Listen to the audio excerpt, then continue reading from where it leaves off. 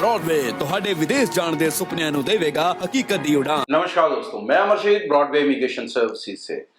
Canada ने एक last और बड़ी चेंज आज कर दी है और ये चेंज जिन्होंने अनाउंस की विदाउट एनी फर्दर नोटिस, मतलब ये इमीडिएट इफेक्ट के साथ है। मतलब जितनी भी फाइलें 8 नवंबर से पहले लगी हैं वो पुराने रूल के हिसाब से चलेंगी। जो उसमें से एसडीएस के लिए एलिजिबल हैं वो एसडीएस के हिसाब से चलेंगी, उसी हिसाब से रिजल्ट आएंगे, मतलब हायर सक्सेस रेट आएगा। लेकिन 8 नवंबर के बाद अब जितनी भी फाइल्स लग रही हैं वो सारी जर्नल कैटेगरी में जाएंगी। एसडीएस कैटेगरी पूरी तरह बंद कर दी गई है। अब ये जर्नल कैटेगरी के अंदर प्रोसेस टाइम क्या रहेगा ये भी एक मसला है। फिर रिजल्ट का सक्सेस रेट क्या रहेगा ये भी एक मसला है। दो मसले इसके अंदर हैं। और तीसरी चीज कि अब जो जीआईसी है वो आपके ऊपर मैंडेटरी नहीं है, जरूरी नहीं है।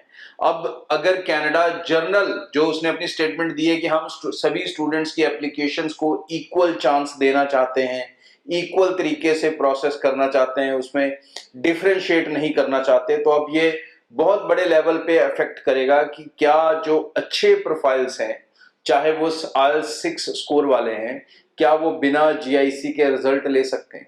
तो अगर बिना जीआईसी के पॉजिटिव रिजल्ट देखने को मिला इस कैटेगरी के अंदर तो ये एक बहुत बड़ा बूम होगा आने वाले दिनों में स्टूडेंट वीजा को लेके, क्योंकि फिर बहुत सारा स्टूडेंट्स कनाडा की एप्लीकेशन लगाएगा, क्योंकि जीआईसी के बिना उसका खर्चा आधा रह जाता है, 10 से 12 लाख रह जाएगा।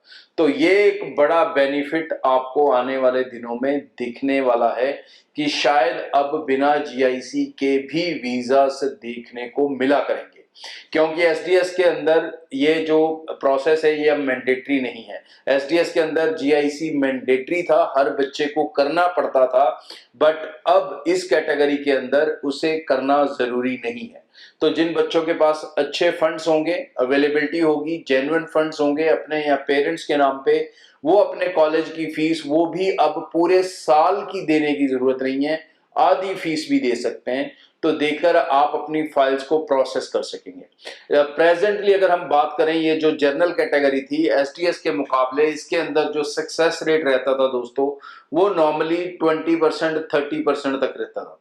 अब जो पुरानी लगती थी एसडीएस नॉन एसडीएस फाइल्स उसमें जितनी भी होती थी ज्यादातर IELTS 6 ईच वाली नहीं होती थी, 5.5 बैंड वाले होते थे या विदाउट IELTS वाले होते थे, तो कहीं ना कहीं उसमें भी 20% सक्सेस रेट रहता था। अब ये पूरी एसडीएस की फाइल जो है वो नॉन एसडीएस में मूव हो जाएंगी, तो यानी कि एक अच्छे प्रोफाइल से अब जर्नल कैटेगरी में जाएंगे, तो उसका पॉजिटिव इम्पैक्ट भी देखने को मिल सकता है आने वाले दिनों में, और बहुत बड़े लेवल पे स्टूडेंट नंबर दोबारा कनाडा के अंदर बढ़ सकते हैं।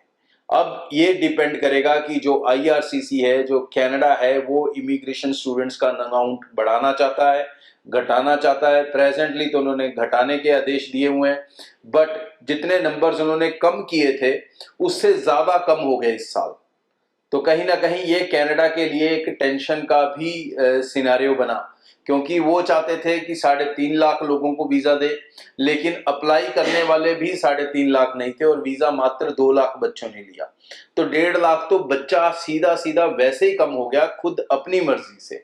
तो अब कहीं ना कहीं उस घाटे को भी पूरा करने के लिए शायद उन्होंने इस एसडीएस को बंद किया है, ताकि फाइल्स जर्नल में आए, जीआईसी का प्रेशर ना हो, 6 ईच का प्रेशर ना हो, पूरे साल की फीस देने का प्रेशर ना हो, और कहीं ना कहीं जो वो 3.5 लाख बच्चा अभी भी ले जाना चाहते हैं उस बच्चे के नंबर को पूरा कर सकें।